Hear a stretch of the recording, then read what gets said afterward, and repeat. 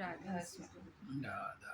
कोई सुख दुख का नहीं, दाता तेरी है भूल सब। कर्म अपने करते हैं, अनुकूल और प्रतिकूल सब। कर्म की प्रधानता की क्या तुझको नहीं समझ। कर्म से आनंद है और कर्म ही है मूल सब। यह जगत है वाटिका, करते हैं प्राणिया के काम। कर्म के अनुसार इनके कांटे हैं और फूल सब। जो ठगेगा वह ठगा जाएगा निसंदेह आप। प्रेमी जन ही पाते हैं और प्रेम के बहुमूल सब। अपनी करनी आप भरनी पड़ती है संसार में। अपने घर की आप उठाया करते ही हैं चूल सब। किस भरम में तू पड़ा, औरों की बातें छोड़ दे। काम में लग अपने कर ले, कर्म निज अनुकूल सब। राधा स्वामी नाम भज, झगड़ों से बच कर रहे सदा। जो नहीं समझा तो पढ़ना लिखना होगा भूल सब। राधा स्वामी नाम भज, झगड़ों से बच कर रहे सदा। जो नहीं समझा पढ़ा तो लिखना होगा भूल सब। राधा स्वामी। राधा।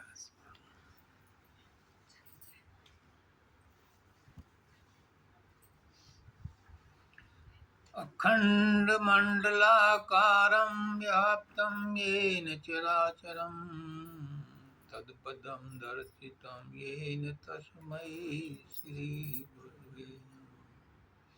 सर्वे भवन्तु सुखिनः, सर्वे सन्तु निरामयाः, सर्वे भद्राणि पश्यन्तु मा कश्चित् दुःखभाग् भवेत्। ध्यानमूलं गुरुमूर्ति, पूजामूलं गुरुपदं, मन्त्रमूलं गुरुवाक्यं, मोक्षमूलं गुरुकृपा। परम तत्वधार परम पुरुष पुरंदनी मालिक कुल हजूर पुष्करनाथ जी महाराज की पवित्र आत्माओं, सभी सत्संगी भाइयों बहनों माताओं बुजुर्गों बच्चों सबको राधा। अभी गुरु पुराण में आया कि जो भी कर्म कांड जिसने दाह संस्कार किया है, जब उसके द्वारा कराया जाता है तो उसमें पहली शर्त रखी उन्होंने कि उसे रोना नहीं चाहिए। घर के और अभी पंडित जी ने बोला, मैं वही रिपीट कर रहा हूँ, घर के और आदमियों को भी रोना नहीं चाहिए। क्यों? क्योंकि वो आत्मा जिस सफर में जा रही है, आपके रोने से वो वापस आने की कोशिश करती है। और हमारा फर्ज है, अभी उन्होंने कहा कि 1000 जन्मों तक भी रोते रहोगे तो भी वो वापस तो आना नहीं। तो उसको यात्रा में जाते हुए कष्ट हो रहा है, क्यों रो करके उसको और बढ़ाते।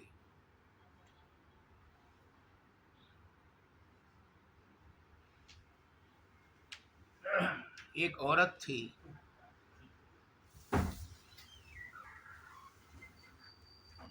उसका 10 साल का बच्चा,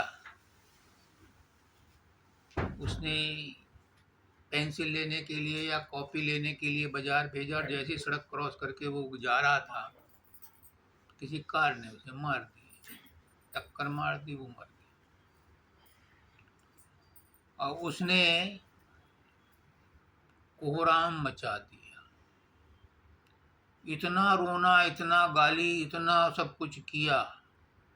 सड़क पर पहले ही भीड़ थी और भीड़ इकट्ठी हो गई। पुलिस वाले आए, उनको भी खूब गालियां खूब किया। हॉस्पिटल में ले गए क्योंकि सर्टिफिकेट लेना था। हॉस्पिटल में ले गए तो वहां पर भी उसने कोहराम मचा दिया। घर पर आए तो घर पे जो भी मिलने आता था रो रो करके इतना कोहराम मचा दिया कि फ्लैट के सारे आदमी, पड़ोस के सारे आदमी परेशान हो गए। खैर, पंडित जी के हिसाब से, गुरु पुराण के हिसाब से उसने रो करके उस आत्मा को वापस तो न लाई, उसको कष्ट और बढ़ा दिया होगा। मुझे नहीं पता, मैं इस मामले में नहीं जाता। मैं तो जो कहना चाहता हूँ कुछ और है।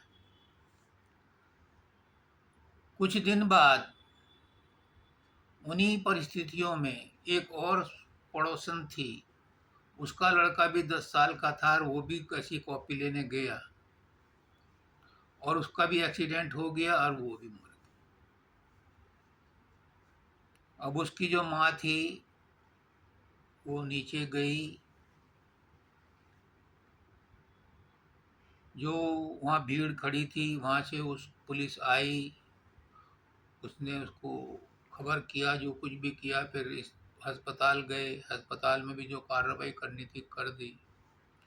जब घर पे आई तो जो भी उससे मिलने आते थे बड़ा अफसोस करते थे। उसने कहा अफसोस करने की क्या बात है,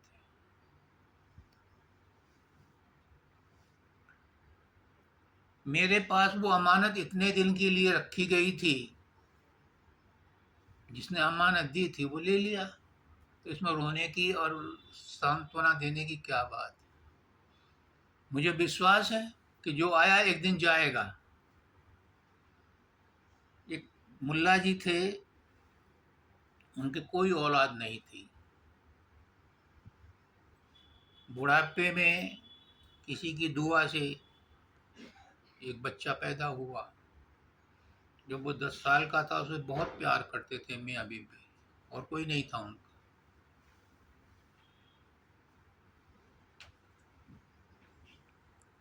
एक दिन मुल्ला जी कहीं गांव में गए, किसी और गांव में, और शाम को लौटे तो उसने अपनी बीवी से पूछा बच्चा कहाँ है, हसन कहाँ है? कि आप पहले खाना खा लो, बता दूंगी, आ जाएगा। जब खाना खा लिया तो उन्होंने पूछा कि आप तो मौलवी हो, मुल्ला हो, दुनिया को ज्ञान देते हो, मुझे ये बताओ कि अगर कोई हमारे पास गिरवी रख जाए कोई चीज और 10 साल बाद लेने आए तो क्या हमें मना कर देना चाहिए? लाहौल बिला कुव्वत, क्या बात करती हो, हमारा तो इस्लाम धर्म बड़ा इस मामले में स्पष्ट है कि उसे बाइज्जत उसका सामान दे दो। तो उस औरत ने कहा कि जो हमारा बच्चा था उसे सुबह सांप ने काट लिया था और वो घर में अंदर कमरे में पड़ा है, जिसकी अमानत थी वो ले गया। मैंने क्या गलत कर दिया? नहीं, बिल्कुल। तो वो कतई भी अफसोस नहीं किया। इन दोनों औरतों में क्या डिफरेंस था? एक को गुरु मिला हुआ था, एक को गुरु नहीं मिला था। जिसे गुरु नहीं मिला था उसने बवंडर मचा दिया, जिसको गुरु मिला था उसने सहज रूप से उसे स्वीकार कर लिया। क्यों? कि कितना भी तुम अफसोस करो, कितना भी रो पीटो, पंडित जी कह गए 1000 वर्ष तक भी रोते रहोगे तो भी वो तो आदमी वापस आते नहीं, वो आत्मा। तो हमारे हाथ में क्या है कि जाने वाली आत्मा के लिए, मैंने पहले दिन ही कहा था आपसे, रोना नहीं। हालांकि इसके लिए मैंने कहा था, इसकी जो सहेली आई थी मैंने इसे रुलाओ, क्योंकि इसका आंसू भी निकलने जरूरत है। आप भी साथ थी, आपसे भी कहा था लेकिन वो रुलाना, वो आंसू निकालना, वो संवेदना निकालनी है। और एक रोना वो होता है जो, मैं ड्रामा तो नहीं कहूँगा, नाटक तो नहीं कहूँगा, लेकिन अज्ञान जरूर कहूँगा कि वो अज्ञान के कारण होता है। बाबा फकीर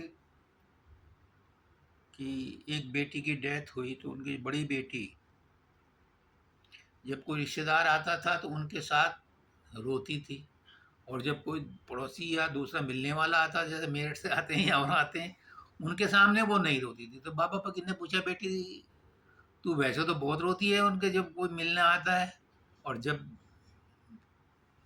गैर आते हैं तो उनके साथ मत नहीं रोती। तो उसने कहा, पापा अपनों के लिए रोया जाता है, दूसरों के साथ क्या रोना। तो अज्ञान का रोना रोया उस औरत ने। खैर, ये तो शिक्षा मुझे इनसे मिली कि 1000 साल तक भी रोते रहोगे तो भी वो वापस नहीं आता। तो इसलिए अफसोस नहीं करना। हमारा क्या फर्ज है कि हम उसके लिए और शुभकामनाएं दें कि आप उसमें अपने रास्ते पर चलो।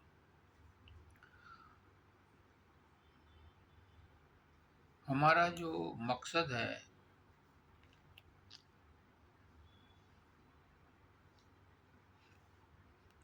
उस अजर अमर अविनाशी आत्मा के लिए यही है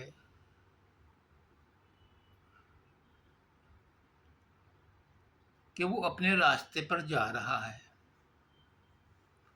और चूंकि उसका स्थूल शरीर नहीं है और कल से उसका सूक्ष्म शरीर भी छूट गया उससे,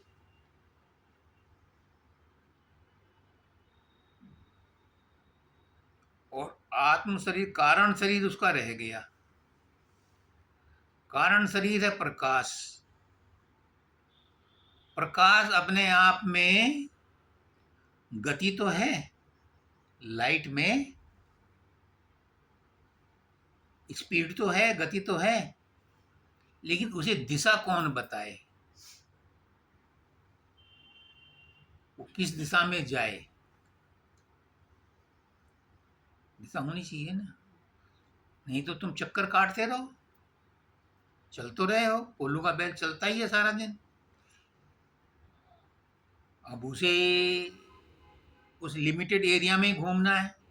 सुबह से शाम तक 50 किलोमीटर भी चल लेगा तो शाम को वहीं मिलेगा।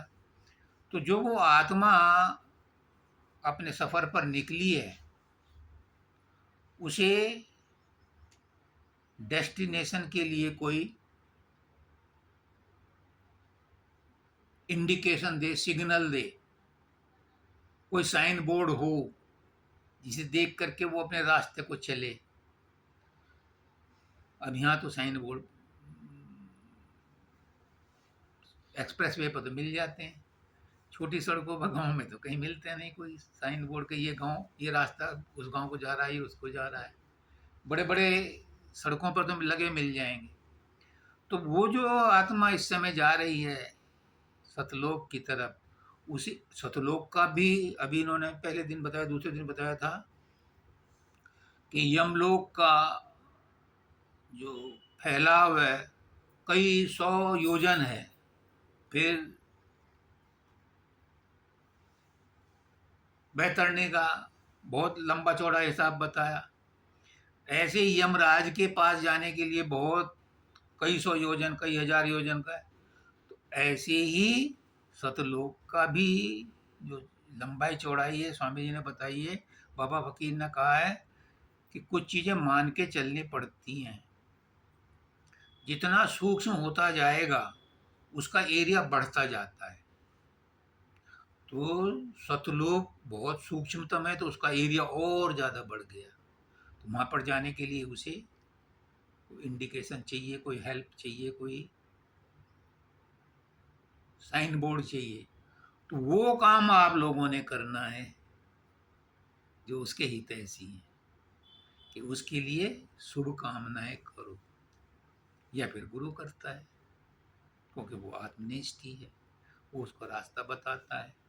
और रास्ता बताता है, आपकी प्रार्थना होंगी उनसे शब्द निकलेंगे। तो प्रकाश को गति कौन देता है? वर्ड, साउंड देती है। जब वर्ड मतलब साउंड और लाइट दोनों मिल जाते हैं तो वो टारगेट को हिट करता है।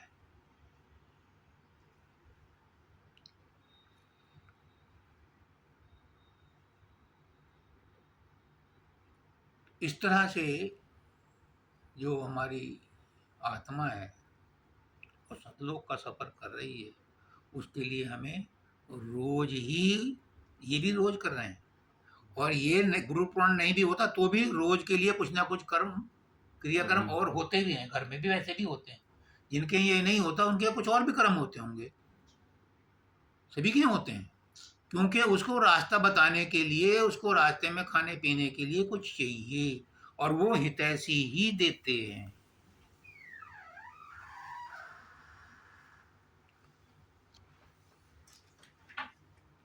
तो इस आगे शब्द है, कोई दुख सुख का नहीं दाता, तेरी ही है भूल सब।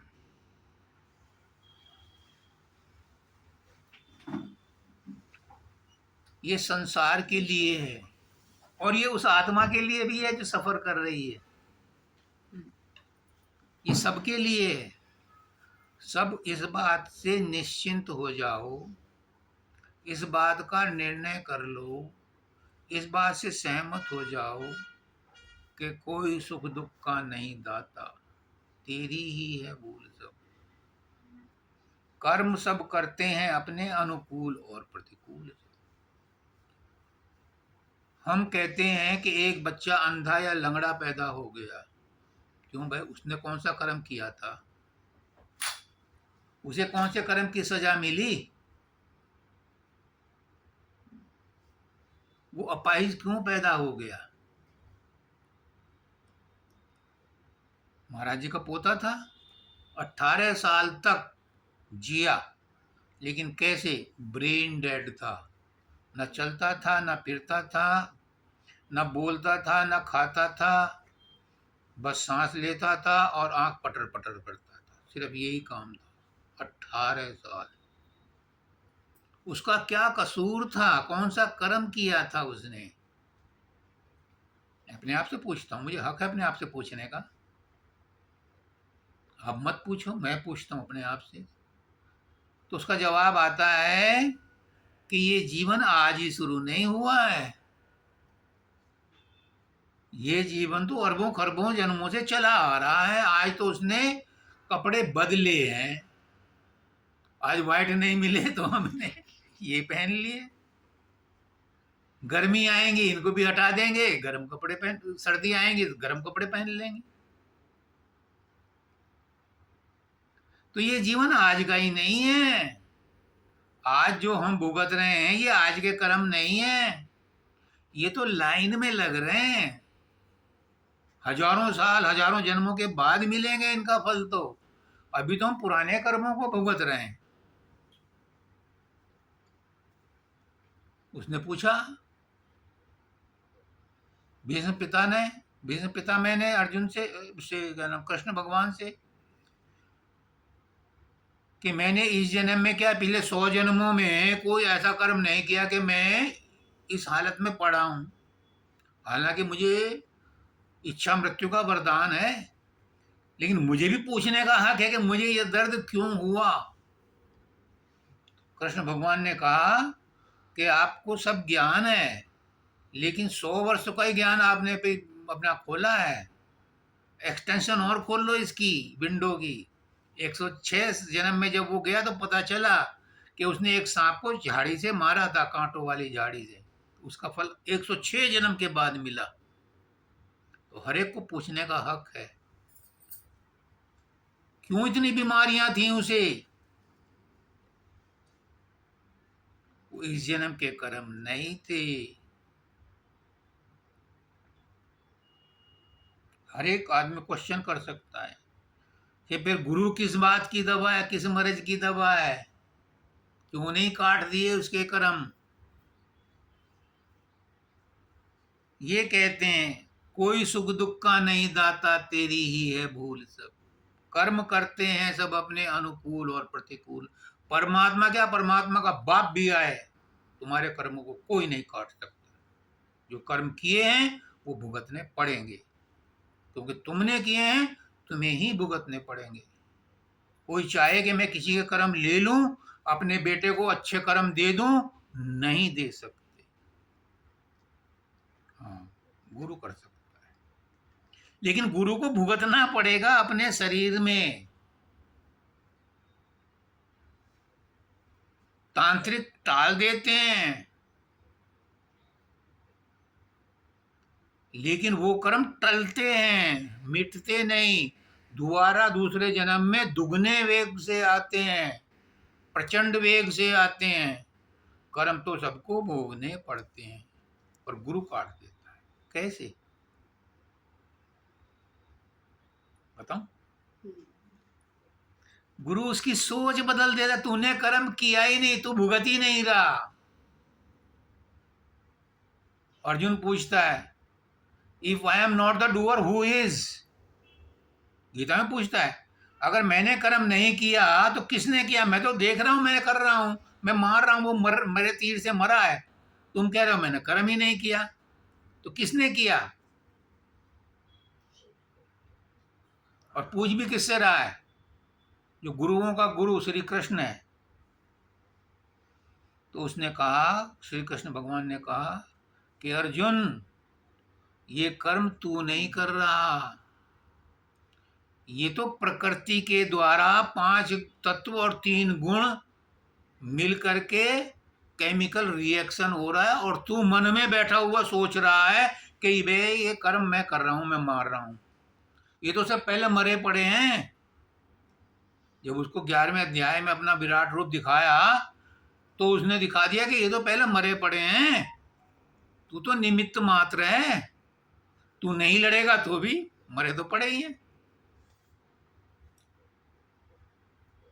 तो ये कर्म तू नहीं कर रहा। पर कृष्ण भगवान कहते हैं, जो मूर्ख अज्ञान के कारण ऐसा समझ लेता है कि ये कर्म मैंने किया, अब किया तो तू भुगत। अगर तुम दूसरे का कर्म अपने ऊपर लेते हो तो भुगतो। झूठी गवाही भी तो देते हैं अदालत में, तो फिर सजा उसको मिल जाती है। अब इसके लिए भी तो यही कोशिश करी थी इन्होंने, पोर्स जो एक्सीडेंट हुआ पुणे में, हैं कि ड्राइवर को कहते हैं मैं चला रहा था। अगर वो मान लेता तो वो उसको सजा मिलती, भले ही वो उसके परिवार को और उसको कंपनसेट करते। तो जो कहेगा कि मैंने किया, फिर सजा भुगत। तो कृष्ण भगवान कहते हैं कि तुम मेरी संगत में रह करके भी क्यों अपने आप को कर्म का कर्ता मानते हो? You are not the doer. और मैं डे 1 से कहता हूं कि you are not the doer. Who is? Why do you worry? कौन है उसका तुम्हें क्या चिंता? और बता दिया कि कौन है। ये सब ड्रामा है, कोई भी कर्म नहीं है। पर जो मान लेता है वो बंध जाता है। ये प्रपंच है माया का। फिर कहां जाते हैं ये कर्म? कहीं तो जाते हैं। कर्मों का नाश तो नहीं होगा जब तक कि उनका बीज का नाश नहीं होगा। या तो वो पिस जाए या वो गल जाए, और अगर जमीन में पड़ेगा तो उगेगा तो है। तो या तो उस कर्म को करने के बाद कह दो परमात्मा को, ये तेरे अर्पण। क्योंकि जब मैं कर्म कर रहा था तो कर्म करने वाला जो भी था वो तू ही था। जब तू और मैं एक हैं तो मैंने कर्म किया या तूने कर्म किया, ये तेरे अर्पण। इसको कहते हैं निष्काम कर्म, यानी किसी प्रयोजन से नहीं किया। और अगर किसी प्रयोजन से नहीं किया और एक्सीडेंटली कोई कत्ल हो जाए तो कोर्ट भी उसे फांसी की सजा नहीं देती, क्योंकि उसकी इंटेंशन नहीं थी। Suddenly all of a sudden, जैसे 2 आदमी लड़ रहे हैं, एक आदमी ने पिस्टल निकाली मारने के लिए, दूसरा उससे ताकतवर था, उसने उसका हाथ मरोड़ कर उसी की तरफ कर दिया और वो मर गया। तो ये कत्ल नहीं माना जाएगा, उन्हें सेल्फ डिफेंस में किया। तो वो इंटेंशन यहां भी काउंट होती है कि तुमने किस इंटेंशन से कर्म किया। और इसीलिए 6 अध्याय गीता के कर्म के ऊपर ही है कि निष्काम कर्म कर, जो कर दे, जो खा, जो पी, जो सोचता है, जो भी तू करता है, मुझे अर्पण कर दे, मैं तुझे सब पापों से मुक्त कर दूंगा। कितना सरल उपाय है। और फिर अर्जुन कहता है 18वें अध्याय में, नष्टो मोह गत संदेह स्मृति लब्धा, मुझे अब ज्ञान हो गया, अब मैं वो करूंगा जो तुम चाहोगे, मेरा मोह नष्ट हो गया है। ये भी चापलूसी है। अगर उसका मोह नष्ट हो गया होता, अभिमन्यु के मरने में आत्महत्या क्यों करने को तैयार होता? पूरी तरह से समर्पण नहीं हुआ था, उसे इस बात का ज्ञान नहीं था। दूसरे अध्याय में तो बताया था कृष्ण भगवान ने कि ये आत्मा अजर अमर अविनाशी है, इसको ना कोई मार सकता है, ना इसे काट सकता है, ना इसे छेद कर सकता है, ना कुछ कर सकता है। तो फिर अभिमन्यु के मरने पर क्यों वो आत्महत्या करने को तैयार हुआ? क्योंकि पूरा ज्ञान उसे भी नहीं मिला था।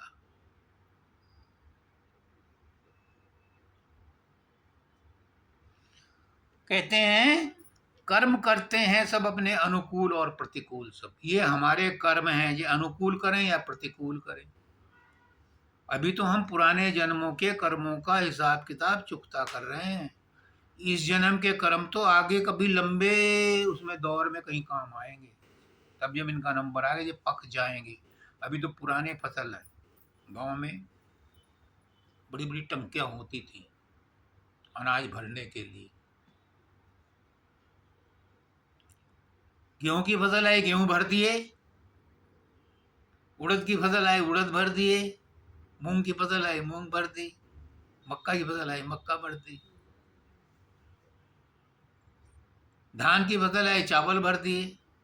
अब तुम चाहो, नीचे एक छोटी सी उसमें वो होता था सुराख रोजन निकालने के लिए, तुम चाहो कि आज मैं चावल निकालूं, इसमें चावल नहीं निकलेंगे। जो लाइन में लगे हुए हैं वो ही निकलेंगे। हमारे कर्मों का भी यही हिसाब है कि लाइन में लगे हुए हैं, जो पुराने कर्म हैं उन्हीं का भुगतान इस जन्म में हो रहा है। इस जन्म के कर्मों का भुगतान तो बाद में होगा। ये कोइंसिडेंस हो सकता है कि आपने कोई अच्छा काम किया और आपको कोई अच्छी चीज गिफ्ट मिल गई। हो सकता है पिछले जन्मों में उसका कोई कर्म रहा हो और उसको आज सिमिलर सिचुएशन में आपको मिल गया हो, तो आप सोचो आज के कर्म का फल आज ही मिल गया मुझे। एक भक्त कहता है भगवान से, गुरु से, कि जो मैं पुण्य कर्म करता हूं मुझे उसका फल तुरंत क्यों नहीं मिलता? उसने कहा, तू जो पाप करता है उसका फल तुझे कौन सा अभी मिल रहा? वो भी लाइन में लग जाते हैं। तो ये ना सोचो कि जो हम इस जन्म में अब कर रहे हैं अच्छा या बुरा हम इसी जन्म में मिल जाएगा, इतने भाग्यशाली नहीं है। रामचंद्र जी ने बाली को पेड़ के पीछे से छिप करके मारा था। कितने हजार साल बाद कृष्ण के रूप में उसी बाली ने भील बन करके पेड़ के पीछे छिप करके ही उनके पैर में तीर मारा था। कितने साल लग जाते हैं। वो तो उन महापुरुषों के लिए बता रहा हूं जो निर्लिप्त थे। हमारी जैसी आत्माओं के लिए ये संभव नहीं है, लेकिन संभव है अगर ब्रेन वॉश कर दिया जाए कि कर्म तूने किए ही नहीं, लेकिन ये किसके कहने से होगा? जो आत्मनिष्ठ गुरु है उसके कहने से ही होगा। क्यों? क्योंकि वो उस परमात्मा से मिला हुआ है, उसे अथॉरिटी है ब्रेन वॉश करने की। और जिसका ब्रेन वॉश हो गया उसे कुछ नहीं, जो कोमा में चला गया उसे क्या पता क्या हो रहा है।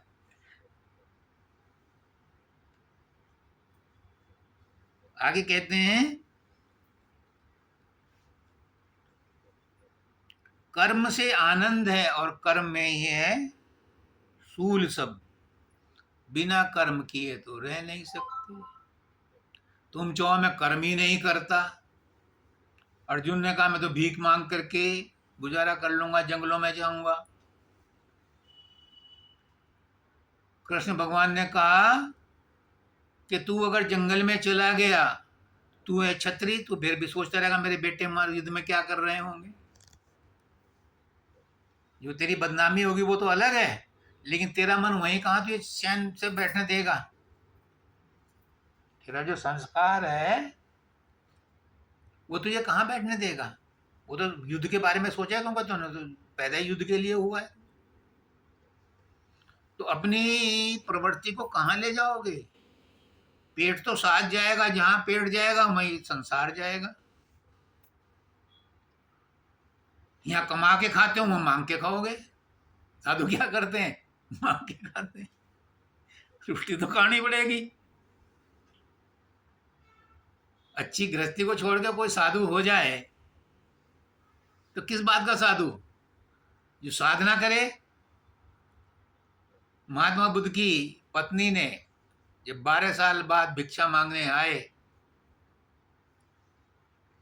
बाप ने तो कहा आ गई अकल ठिकाने, बुलाओ नाई को, बुलाओ इसको, इसको बाल कटवाओ, इसके जो है ये नहलाओ इसे, अब ये अकल आ गई है, इतने दिन बाद इसको कुछ नहीं मिला, अब ये राज करेगा। जब वो माँ के पास गया उसने कुछ और शिक्षा दी। पत्नी ने एक ही बात पूछी, जो तुम्हें 12 साल में जंगल में रह करके मिला, घर में मैं मना कर रही थी, किसके डर से गए, मुझसे डरते थे या अपने आप से डर रहे थे। उसके पास कोई जवाब नहीं था और आज तक नहीं मिला। इंसान डरता भी अपने आप से ही है। संसार किसी को नहीं पकड़ के बैठाता, हम ही संसार को पकड़ते हैं। त्याग तुम कब तक करोगे, कितना करोगे। बाहर में त्याग करने की लिमिट है। जिसके पास जो कुछ बाहर में वो त्याग कर दे, उसके बाद क्या, व्हाट नेक्स्ट। पर अंदर में, मन के अंदर में त्याग करने की कोई लिमिट नहीं है। कितना ही त्याग करते रहो, करते रहो, करते रहो, और अल्टीमेटली मन को ही सरेंडर कर दो तो फिर क्या मिलेगा, क्या बचेगा। फिर आत्मा बचेगी जो तुम हो। तो बाहर का त्याग इतना इंपॉर्टेंट नहीं है जितना अंदर का त्याग है, मन का त्याग है। ये जगत है वाटिका। हाँ, मैं कर्म की बात कर रहा था। कर्म किए बिना कोई 1 मिनट के लिए, 1 सेकंड के लिए भी नहीं रह सकता। कर्म तो जब तक शरीर है कर्म तो होगा। तुम नहीं करोगे, ब्लड तो सर्कुलेट हो ही रहा है, पलकें तो झपक ही रही हैं। नींद में क्या है, स्वप्न भी आ रहे हैं। हर क्षण आपके शरीर में फंक्शन। हम अपनी बात कर रहे हैं, ये है, ये है, लकड़ी है, जमीन है, लोहा है, उनमें भी कर्म हो रहा है, उनमें भी क्षरण हो रहा है, ह्रास हो रहा है। तो बिना कर्म किए तो रुक नहीं सकते, कर्म तो करना पड़ेगा। और जब, क्योंकि शरीर मिला ही कर्म के लिए, और शरीर का जो मिक्सचर है 5 तत्वों का, इसका गुण यही है, क्वालिटी यही है कि इसमें हरकत होगी। इस 5 तत्वों में जब 3 गुण मिल गए तो इसमें तो केमिकल रिएक्शन होगा, और वो हर हालत में होगा। ये तभी रुकेगा जब इसमें से प्राण निकल जाएंगे, आत्मा निकल जाएगी, फिर कुछ हरकत नहीं होगी। फिर भी होगी, फिर भी होगी। कैसे, वो शरीर सड़ेगा, 5 तत्व अपने आप में मिलेंगे। तो इसलिए ये जगत है वाटिका, करते हैं आके सब काम। ये तो खेल का मैदान है, ये तो नाटकशाला है। यहाँ सब अपना अपना रोल अदा करने के लिए आए हुए हैं। अगर इससे ऊब गए तो दोबारा आना पड़ेगा। अगर आप अब कम कर्म नहीं करोगे दोबारा आना पड़ेगा, तिबारा आना पड़ेगा। अनंत अनंत काल से चले आ रहे हैं। तो क्या कहते हैं, कर्म के अनुसार इनके कांटे हैं और फूल। इस जन्म में जो भी कांटे और फूल मिले हैं सब कर्मों के अनुसार, सब पहले जन्म के बोए हुए बीज हैं जो इस जन्म में फसल बन करके आए हैं, उन्हें हम काट रहे हैं। और इस जन्म में जो कर रहे हैं उनका अगले जन्मों में हिसाब किताब होगा। जो ठगेगा वह ठगा जाएगा निसंदेह। आप कोई ये ना सोचे कि मुझे कोई नहीं देख रहा। एक महात्मा थे,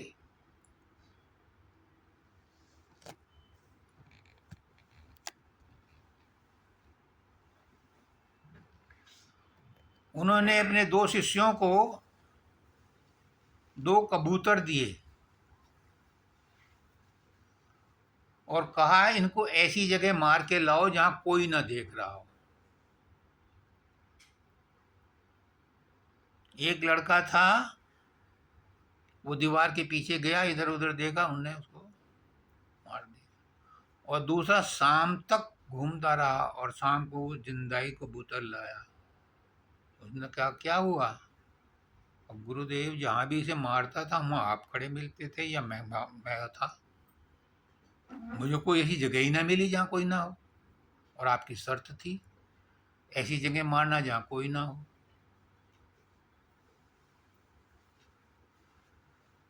तो अपनी अपनी सोच का फर्क पड़ता है।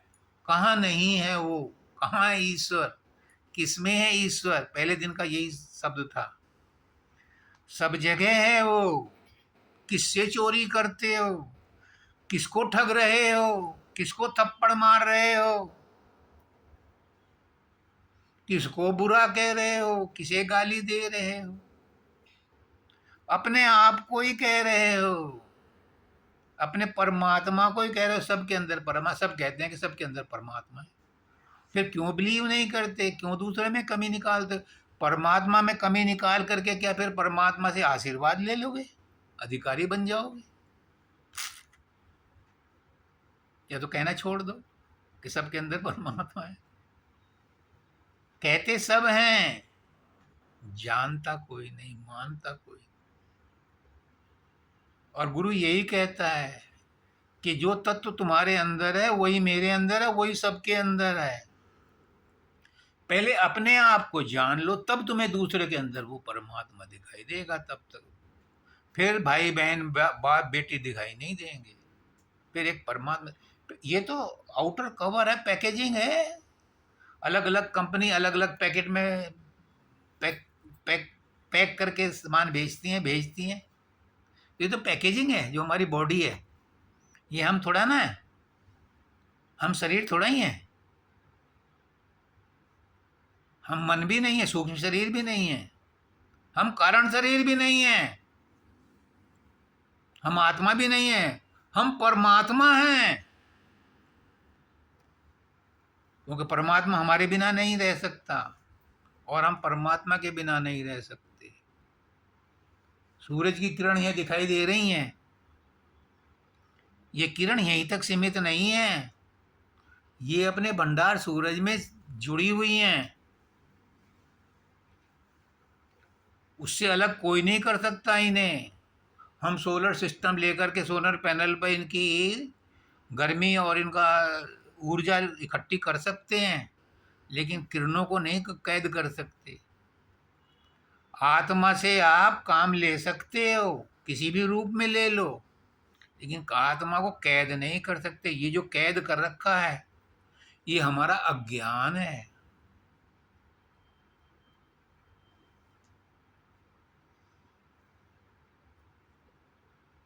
एक महात्मा थे, वो गए किसी दरबार में, राजा ने कहा इसे मार दो। राजा किसे मारेगा तू? कृष्ण भगवान यही तो कहते हैं, अर्जुन तू किसे मारेगा? अगर तू इन्हें मरणशील मान रहा है तो जो जन्मा है वो मरेगा, और अगर तू इन्हें आत्मा मानता है तो आत्मा तो अजर अमर अविनाशी है, वो तो मरेगी नहीं, किसे मारेगा। दोनों स्थिति में शोक करने के योग्य नहीं है। अगर इन्हें शरीर मान के मार रहा है तो जो शरीर पैदा हुआ तो मरेगा ही, इसलिए शोक करने के योग्य नहीं है। और आत्मा मान करके मार रहा है तो आत्मा तो मरेगी नहीं, इसलिए भी शोक करने के योग्य नहीं है। ये क्या है, ये उसका ब्रेन वॉश कर रहे हैं धीरे धीरे धीरे धीरे, और वही गुरु करता है, वो सोच बदल देता है।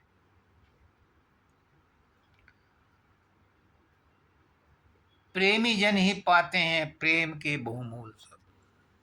जो उसने प्रेम कर लिया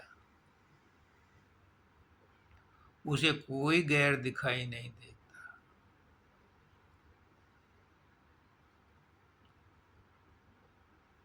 हमारी माँ गांव में रहती थी, हमारे किसी के पास नहीं आती थी।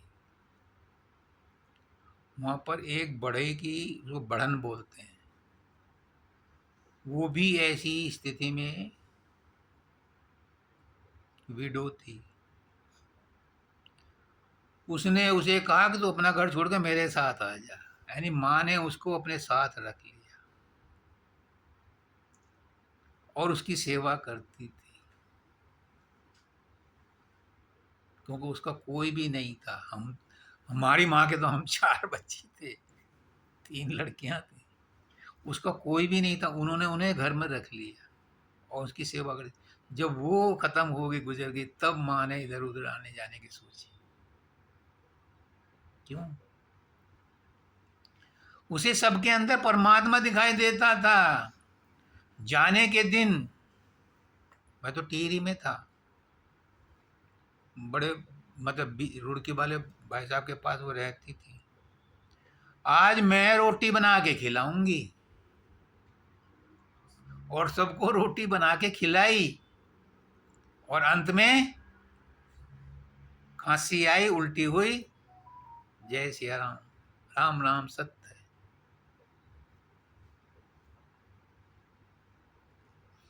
क्यों? क्योंकि सारी उम्र उन्होंने परमात्मा का ही नाम लिया था। मेरे अंदर जो संस्कार हैं ये मेरी माँ के ही दिए हुए हैं। उसने मुझे कहा था रुड़की में, जब मैं बैंक में सर्विस करता था, तेरा उद्धार तो कोई गुरु ही करेगा।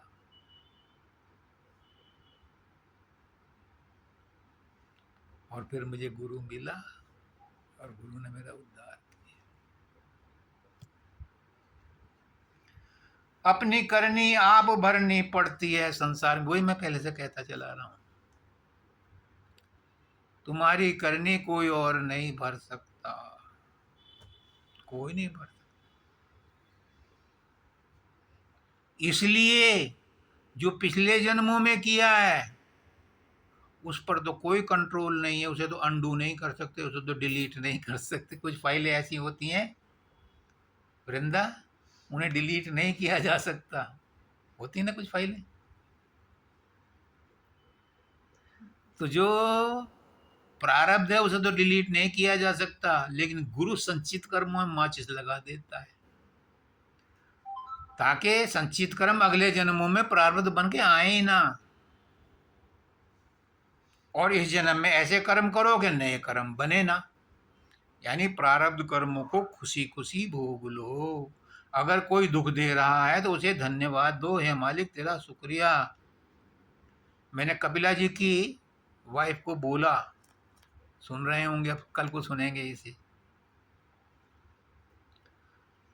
उनको उनकी जो लड़के की बहू थी उसने परेशान किया था। वो यहाँ डीपीएस में दिल्ली में सर्विस करती थी, नौकरी छोड़ करके अपने हस्बैंड के साथ वहीं चली गई कनाडा। उनके जो 5 साल बाद 6 साल बाद लड़का हुआ तो वो पुष्कर नाथ जी का ही प्रसाद था। वहाँ जाकर के पता नहीं क्या हुआ, मुझे हिस्ट्री ज्योग्राफी बायोलॉजी कुछ नहीं पता, मैं तो सिर्फ एक काम की बात बता रहा हूँ। उन्होंने उसको बहुत परेशान किया और वो वापस आ गई। आ गई तो यहाँ उन्होंने कंप्लेंट लिखा दी।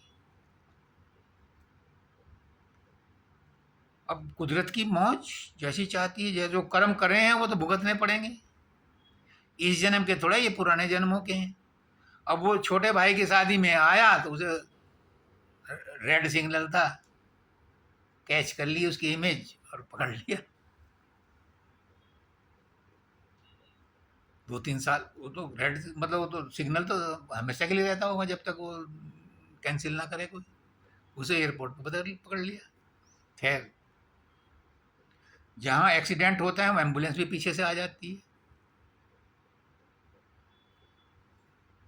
रवि पंडित जी जो हमारे आजकल गुरु हैं, इनका एक चेक बाउंस हो गया दुबई में, और वहाँ बाउंस चेक का मतलब है जेल। वहाँ कोई कंप्रोमाइज नहीं है। कितने दिन का उधार ले लो दुबई में, चेक अगर डिसऑनर हो गया तो उसका कोई कंपनसेशन नहीं, कोई उसका वो नहीं। अब ये थे बाई चांस इंडिया में, इनके ये उस फ्लाइट में बैठ चुके थे, फ्लाइट तो बीच में रुकती नहीं। इनकी बात हुई इनके फ्रेंड से, तू कहाँ है? अब मैं फ्लाइट में हूँ, अब वापस चला जा। फिर इन्होंने वहाँ उतरे, अंदर ही अंदर नेपाल का टिकट लिया और नेपाल के रास्ते इंडिया आए।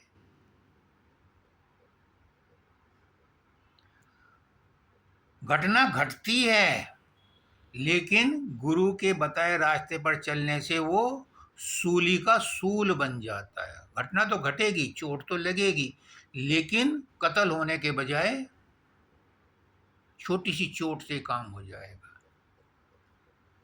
2 दोस्त थे, इसको बताऊंगा। तो वो चले हुए जा रहे थे, बहुत दिनों बाद मिले थे, ऐसी गपशप हो रही थी, तो एक उनमें से एक्सट्रोवर्ट था, खाता पीता था, मौज मस्ती करता था, धोखाधड़ी भी करता था, एक सज्जन था। बहुत दिनों बाद मिले तो बचपन की दोस्ती याद आ गई। तो उसने कहा, यार तू क्या करता है, क्यों गरीबी में दिमाग वो जिंदगी बर्बाद करता है, मुझे देख मैं कितना खुश हूँ। उसने कहा, सब मालिक की मौज है, चल रहा है, चलने दो, अब मैं नहीं बदल सकता। तो वो लड़का जो शराबी कबाबी था, उसको चोट लगी और वो एक झाड़ी में गिर पड़ा, ठोकर लगी, झाड़ी में गिर पड़ा, और वहां से उसे कोई सोने का जेवर मिल गया या थैली मिल गई। झाड़ी में गिरने के बाद जब उठा तो उसको जब वो मिल गया, कांटे वांटे तो लगे उसे। कहा, देख मेरी तकदीर कितनी बढ़िया है, चोट लगी और मुझे देख धन भी मिल गया। चलते जा रहे थे, उसके दिमाग में कुछ खुरापात आई होगी, वो जो सज्जन व्यक्ति था उसको भी चोट लगी, और चोट लगकर वो भी झाड़ी पे गिरा, तो कांटों में घिर गया, उसे तो कुछ मिला नहीं। अब उससे नहीं रहा गया, उसने भगवान को तपस को ध्यान किया कि ये तो अन्याय क्यों कर रहा है। उसने कहा, शुक्र भेज, खुशी खुशी इसको अजमा वो झेल जा। आज उसे राजगद्दी मिली थी, प्राइम मिनिस्टर बनना था उसने, उसके ऐसे खोटे कर्म थे कि इतने में ही उसका भुगतान हो गया, और आज तुझे जो है शेरने या तलवार से तेरा कत्ल होना था, और तेरे चोट लग गई, इतने में तेरा गुजारा हो गया।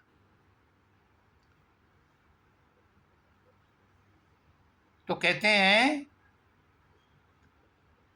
अपनी करनी आप भरनी पड़ती है संसार। ये जो हम भुगत रहे हैं ना इस जन्म में, ये पुराने जन्मों के कर्म भुगत रहे हैं, इस जन्म के कर्म नहीं है।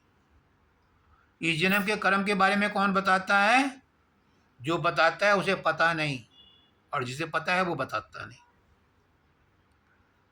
मैंने आपसे भी कहा था कि उसकी जन्म पत्री दिखा लो, तो जन्म पत्री वाला पंडित भी क्या बताएगा, उसे पता थोड़े ही सारा कुछ, और जिसे पता है वो बताता नहीं। 5-6 साल पहले मैंने कहा था आपसे कि जन्म पत्री दिखा लो। अपने घर की आप ही उठाया करते हैं चूल सब, अपने घर की यानी जो तुमने किया है उसकी गंदगी आपको ही ढोनी है। मैं सुबह को जाता हूँ तो सड़क पर तमाम कूड़े के थैलियाँ डाले हुए पड़ी हुई होती हैं। क्या उनके घर पे वो वैन नहीं आती? आती है। 10-20 रुपए बचाते होंगे और कामों में कितना खर्च करते हैं। लेकिन कूड़ा यहाँ सड़क पे डाला हुआ मिलेगा, क्योंकि वो उस पैसे को बचाने के लिए यहाँ मोटरसाइकिल पे आते हैं और चलते चलते यूं फेंक जाते हैं। तो क्या उन्हें भुगतान नहीं करना पड़ेगा? बाबा फकीर ने तो यहाँ तक कहा कि जो लोग हड़ताल करते हैं, बसों को नुकसान पहुंचाते हैं, ट्रेन को नुकसान पहुंचाते हैं, ये प्रॉपर्टी किसकी है? उन्होंने कहा 1 करोड़ जनता की प्रॉपर्टी है ये। उन सबको असुविधा होती है, इसका फल उन्हें भुगतना पड़ेगा। किस भरम में है पड़ा, औरों की बातें छोड़ दे। दुनिया ऐसे ही कर रही है, ये मत सोच। दुनिया के साथ क्या होगा ये मत सोच। तू अपनी ओर निबेड़ तेनू होर नाल की, तू अपनी गठरी संभाल तेनू चोर नाल की। चोर तो चोरी करने आया है, तू अपनी गठरी संभाल, तू अपनी ओर निबेड़। अपने आप को देखो, कोई साथ नहीं जाता। पैसा धन तो जाता है नहीं, प्रॉपर्टी धन दौलत भी नहीं जाती, कोई संगी साथी भी साथ नहीं जाता। किसके लिए? झूठ भरे धोखाधड़ी किसके लिए करते हो? सब तुम्हें ही भुगतनी है। वाल्मीकि की समझ में तो आ गया था, हमारी समझ में कब आएगा पता नहीं। काम में लग अपने कर ले, कर्म निज अनुकूल सब। हमारा काम क्या है अब कि इस जन्म में हम भगवान का नाम ले लें। यही काम के लिए तो आए। गाय भैंस भगवान का नाम नहीं लेती, कबूतर भी नहीं लेते, गुटरगुई करते रहते हैं, भगवान का नाम नहीं लेते। पेड़ पौधे भी नहीं लेते। मनुष्य योनि में ही नाम का नाम लेने की सुविधा है। अब नाम लेने की सुविधा के ऊपर एक बात याद आ गई, अभी है 15 मिनट। नाम तो सभी लेते हैं,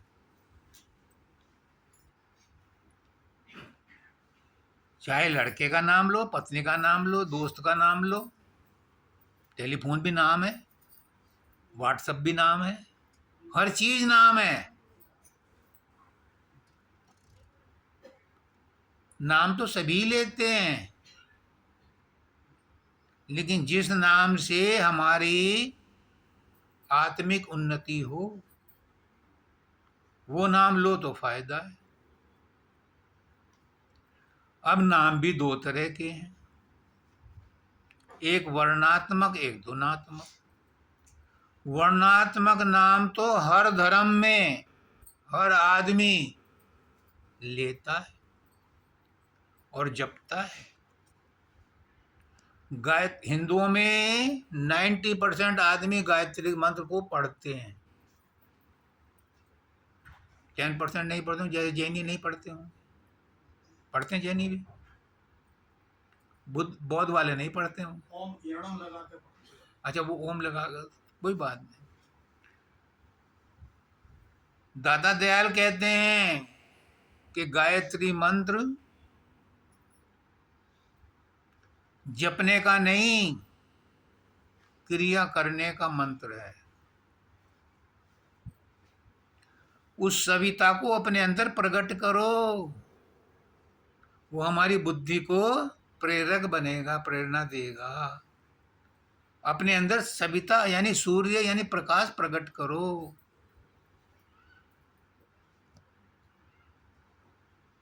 जो हम नाम जपते हैं, वर्णात्मक नाम, ये भी अगर सिस्टमेटिकली जपा जाए तो इससे शरीर और मन दोनों दुरुस्त होते हैं, कोई डिनाई नहीं कर सकता। पर सिस्टमेटिकली गुरु के द्वारा बताए हुए रास्ते पर जपो तो शरीर भी स्वस्थ रहेगा, क्योंकि उसी में प्राणायाम भी आ जाएगा, और मन भी स्वस्थ होगा, क्योंकि उससे मन की क्रियाएं भी होती रहेंगी उस वर्णात्मक नाम से भी। और धुनात्मक नाम तो ऊपर चढ़ने की विधि है। धुनात्मक नाम भी 3 तरह के हैं, तुझे भी नहीं पता, आज लिख ले, इसमें लिखा जा रहा है। एक धुनात्मक नाम वो है जो राधा स्वामी धाम में है, उसका नाम राधा स्वामी है। उसी निर्मल देश में एक सत्य पुरुष है, सतनाम है, जिसके लिए स्वामी जी महाराज कहते मैं सतनाम देने आया हूँ। राधा स्वामी तो राय शालिग्राम ने चलाया, ये भी चलने देना, वो सत्य नाम है। और दूसरा वर्णात्मक नाम है ओम। मानव दयाल जी कहते थे संत मत में रहते हुए कि ओम धुनात्मक नाम है, क्योंकि ये ब्रह्मांड का नाम है, ब्रह्मांड में ओम ही है। और हमें तो ब्रह्मांड से भी परे जाना है, इसलिए उससे ऊपर का भी नाम दे चाहिए हमें। और तीसरा नाम है इस पिंड देश का। इस पिंड देश के नाम को संत लोग नहीं जपते, उनके नाम उनकी क्रियाएं कुंडलिनी योग वाले करते हैं। मूलाधार स्वादिष्ठान 6 चक्र चलते हैं, 6 चक्र में चलते हैं। 6 चक्रों में चलते हैं। उनके 6 के नाम 6 चक्रों में अलग अलग हैं, और उनके अलग अलग मंत्र भी हैं। लेकिन संत मत में जहां पर वो खत्म होते हैं वहां से संत मत शुरू होता है। वो कहते हैं कि यहां तक कोशिश करने के बाद भी संसार की चीजों का ही तो कंट्रोल किया, मन तो उससे ऊपर चलेगा। ब्रह्मांड के लिए ओम लेना पड़ेगा, और ब्रह्मांड से परे जाने के लिए, परमानेंट सतलोक में जाने के लिए, उससे परे का शब्द लेना पड़ेगा। तो जपना जरूरी है, जो नाम बोल करके जपते हैं ये भी जरूरी है, लेकिन ये भी सिस्टमेटिक होना चाहिए। किसी गुरु से पूछ के कैसे जपें, क्योंकि बिना सिस्टमेटिक जपे उस नाम का उतना फायदा नहीं होता। तो जैसे ही इसके द्वारा जपा जाए ओम तो बहुत अच्छा है। ओम धुनात्मक है, ब्रह्मांड को पहुंचा देगा, ब्रह्मांड तक पहुंचा देगा, क्योंकि ब्रह्मांड पैदा ही ओम से हुआ है, ओम की ध्वनि से ही हुआ है। और सत्पुरुष जो है सतनाम से चलता है, और राधा स्वामी नाम परम वो है, शब्द है आदि।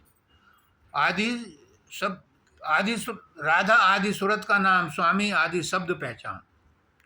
तो ये ओरिजिनल चलते हैं वहां से, उसके बाद ये नीचे आकर के बढ़ते रहते हैं। लेकिन कहीं से शुरू तो करो, कुछ तो करो।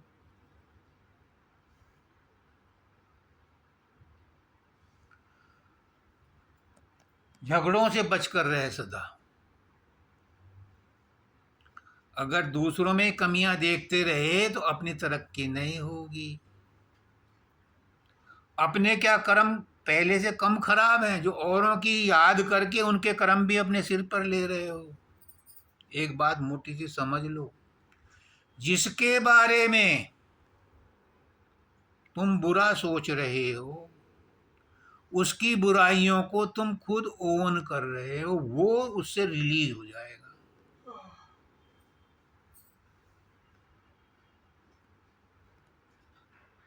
रामकृष्ण परमहंस कहते हैं कि अगर मैं बुराई करूं तो पहले अपनी मां की करूं। क्यों? ताकि मेरी मां को मुक्ति मिल जाए। उसके कर्म तो मैं ले लूंगा बुराई करके, तो मैं दूसरे की बुराई क्यों करूं, दूसरों का कर्म मैं क्यों लूं? अगर मैं बुराई करूं तो अपने की करूं ना। जो अपनी बुराई करता है वो सबसे जल्दी पास होता है। बुराई करो तो अपनी, कमी देखो तो अपनी, दूसरे की देखोगे तो दूसरे की बुराई तुम्हारे अंदर आनी शुरू हो जाएगी। दूसरा बुरा है कि नहीं, मुझे जज किसने बनाया?